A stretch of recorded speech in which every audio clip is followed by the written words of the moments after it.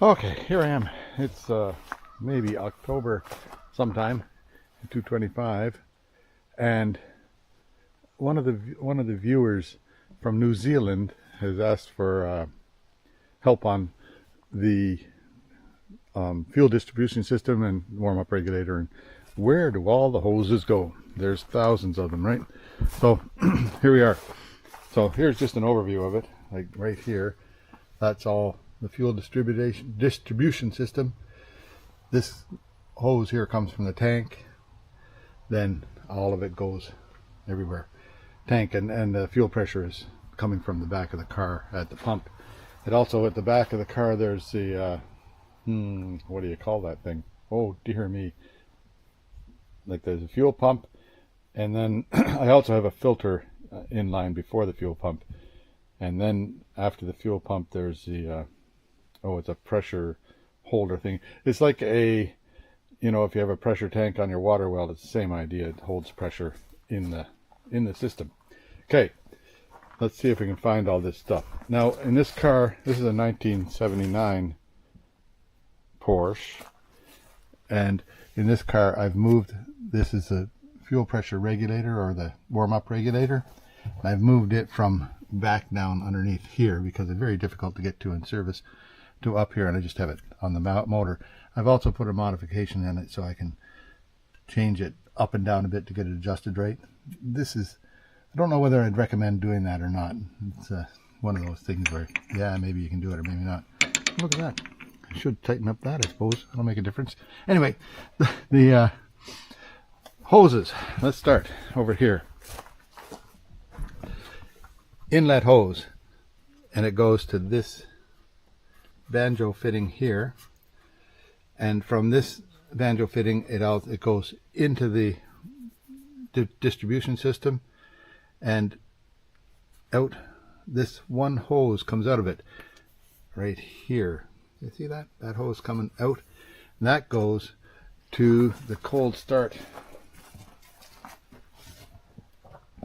injector back here.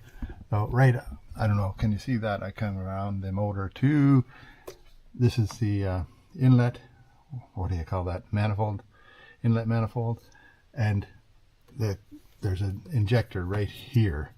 Well, yeah, we'll call it an injector it's an injector that gets fired electrically. All the other injectors are fired with pressure only.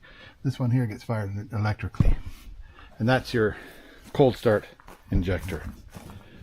Okay, next is, so when you turn the key on, you should turn the key on with cold. That should spray. Anyway, but that's later.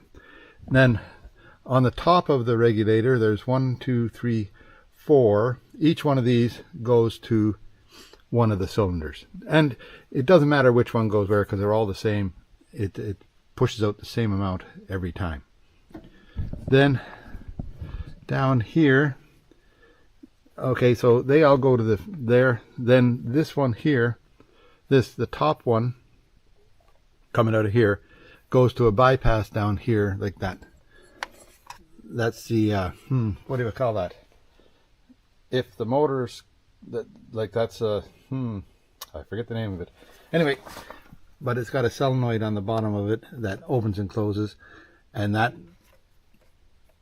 one here, this hose coming off of here, goes to the top of it.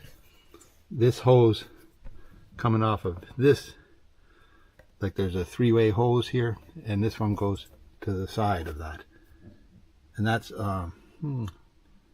bypass or some sort of bypass for cold start bypass, is it? I'm not sure. Anyway, then in here, this bolt here, there's in behind there's a plunger and a spring, and that's sort of a fuel pressure regulator. So it's a certain amount of pressure it'll bypass and go back to the tank. Okay, now this hose here goes to this one here, goes to one side of the fuel pressure regulator. I think it's, let me see, yeah, so this side here, which would be the inlet side of the fuel pressure regulator. Now you can't mix these up because there's different size fittings. This side here is the outlet from the fuel pressure regulator, and it goes back to the bottom right there. Okay, that's where all the hoses go. Then they go, I don't have, besides that being that one solenoid down here, which is the cold pressure return or something like that, and it's triggered by, there's a this thing here being the cold start injector, and that thing there being the can you see that thing right down there? That's the cold pressure thing. They're both triggered from these. There's sensors, like you can't see them down there, but maybe you can if you look through here. There's sensors right down through there. I don't know if you can see anything down there, but there is some sensors down there on the hot water system of the car. Okay, now as far as all of this is, all these, it's very sensitive to vacuum leaks. So you can, it's easy to check the vacuum leaks because you can just say, take this off of here and put your finger over it. Take this off of here and put your finger over it, and when the car is running, but you'll have to have the car running, and then it'll tell you, you'll be able to figure out if there's a vacuum leak or not. There's lots of different ways to check for vacuum leaks, smoke and all that kind of stuff. I was just kind of lucky and I found most of the ones. And then up here, like, there's, make sure all this stuff is hooked up well so there's no vacuum leak. And this is what, like, the fuel, oh, what do you call it? The oh dear me, I don't know the name of it. Anyway, I call it a banjo. It's the fuel. There's a little, underneath this part here, there's a thing that'll lift up and down, and that makes the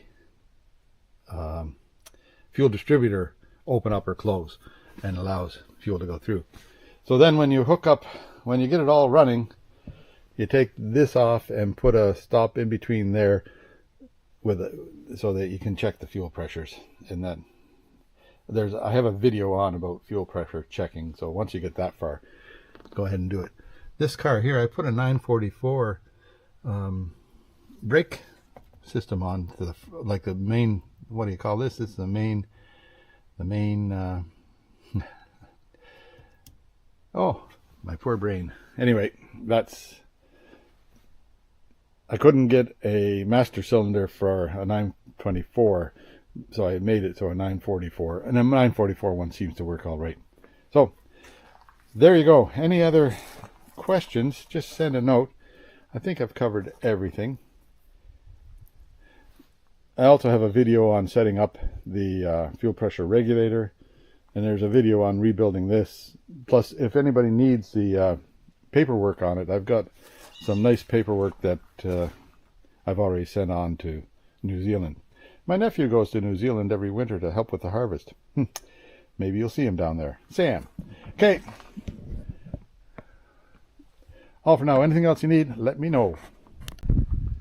Yeah, so I guess lots of stuff around here, eh? There's a BMW 635, there's a Porsche, there's a Volkswagen, Hillman in there, there's another BMW in there. Anyhow, I'm going back to work on this thing over here, which is a 1989 Dodge W100. Oh, more stuff in here, but you know, there's lots of videos around that you can watch if you want. Okay, hours and hours and hours of wasted time. Back onto this. See you later.